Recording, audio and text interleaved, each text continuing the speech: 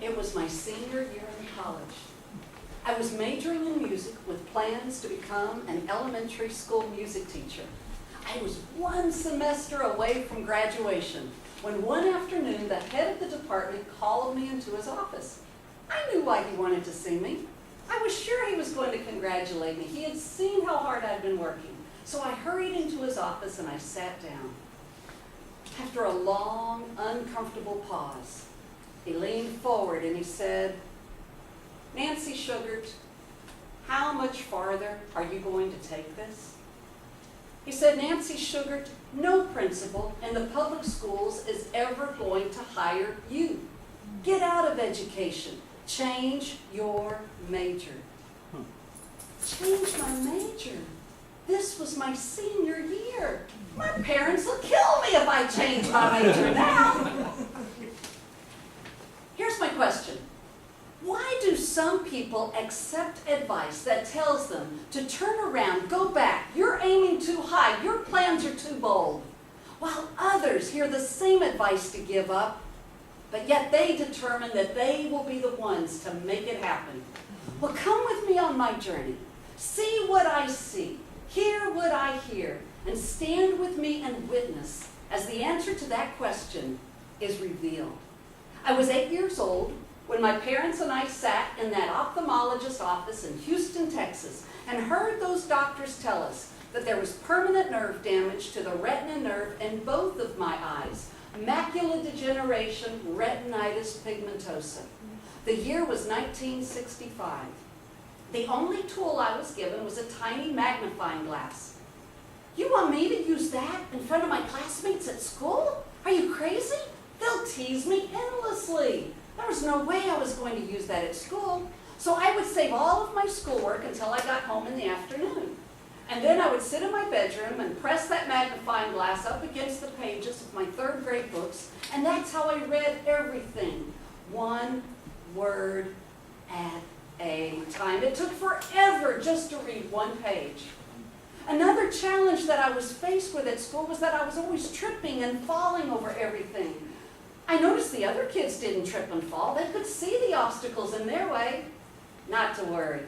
My 8-year-old mind was never short of creative ideas. I decided that all I had to do was find someone going in the same direction I was going and follow right behind them.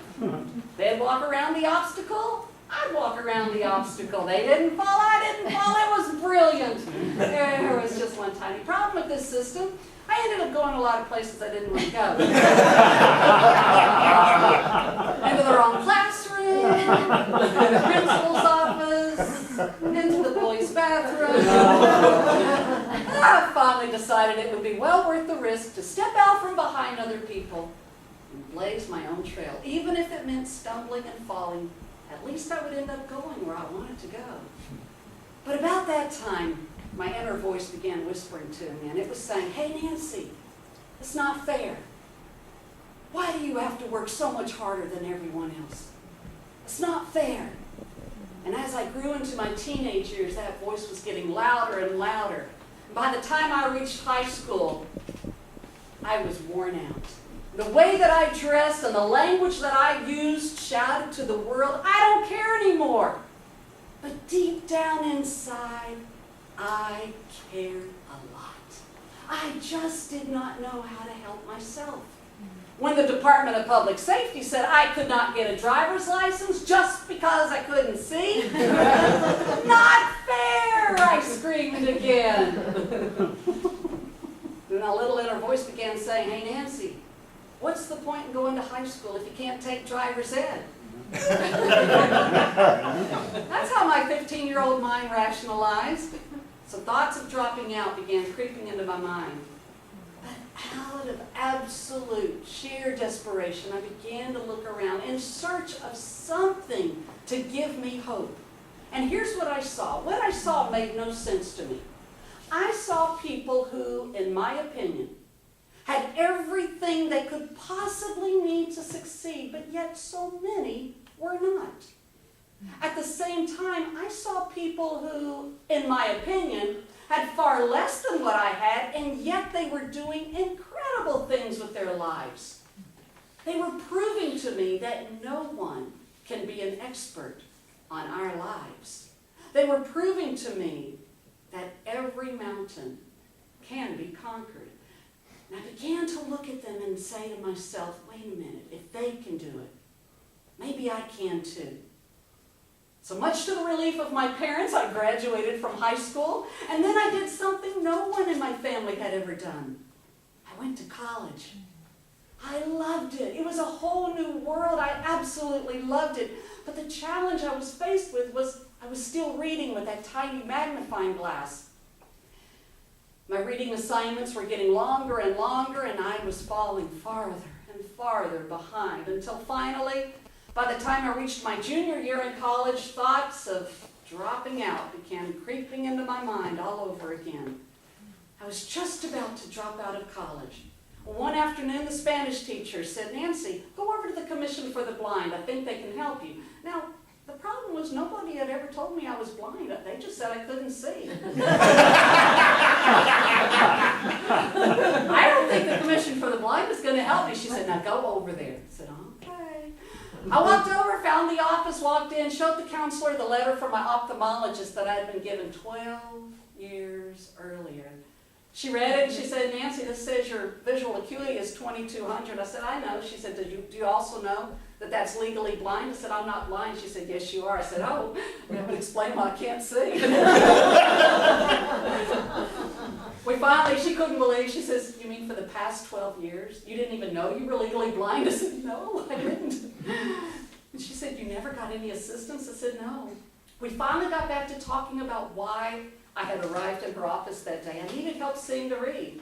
She directed me over to the university's library. She said, there's a machine over there. Go take a look at it. It might can magnify the print large enough so you can see it.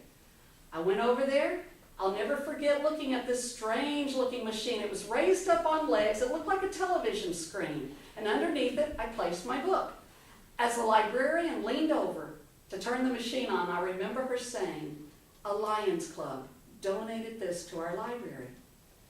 And within seconds of her turning that machine on, the print from my book appeared upon that screen in large, bold, black letters. And for the first time since I was 8 years old, I could see to read words again. Not just one letter at a time, but an entire word at a time. You see, that afternoon, as I sat in that professor's office and heard him advise me to give up, first of all, I knew he was not saying those words to be cruel or to be hurtful. He was talking to me like a father would talk to his daughter. He was trying to spare me the pain of being rejected by a profession whose doors he thought would be closed to me. But he had not seen all the evidence that I had witnessed over the years of others overcoming obstacles. He had not seen all the answers I had found up until that point, and since then I have found even better answers. Today I have a computer that talks to me. In fact, everything in my house talks to me. I hear voices all the time. And today I don't have to worry about following behind other people because I have a precious guide dog who makes sure I don't run into obstacles. His name is Porsche. I may not have a driver's license, but honey, I've got a Porsche. I went on. I graduated from college with my bachelor's degree and Texas teaching certificate. Later went back and got a master's degree. I moved to Austin, Texas, and turned my application in to the Austin Independent School District to become a teacher. And when the new school year started, I heard those two words that I had longed to hear. You're hired. Something I never thought I would hear. I went on to live my dream as a teacher in the public schools for 21 phenomenal years, something the experts had all said would be impossible. So here's my message to you, my friends. Anytime someone says to you, turn around, go back, you're aiming too high, your plans are too bold, remember this. Courage is the capacity to hear what others say is impossible and believe you are the one to make it happen.